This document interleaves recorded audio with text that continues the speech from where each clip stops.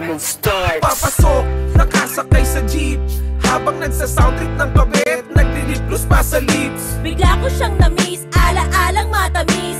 Magkaibang school lang nga pala kami ni Vince. Please, parang di ko matiis. Mas gusto kong magkating maglakwatsa lang kami. Gawin yung mga dating abot tangit-tangiti. Magdamag, maghapon o abuti ng gabi. Kaso nga lang, bigla lang sumagi sa isipan, paano ko magagawang ika'y puntahan? Puso ko'y nasasaktan, sadyang ako'y nahihirapan, dahil sobrang layo nga pala ng ating pagitan.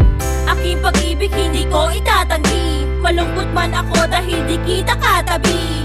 Kahit pa tayo ay magkalayo, ipapabaon ko sa'yo itong gamit ko. My love, pangako ko ikaw at ako. Magkalayo man tayo, my love. Ang puso ko ay para sa'yo. Sapat Cafe 14.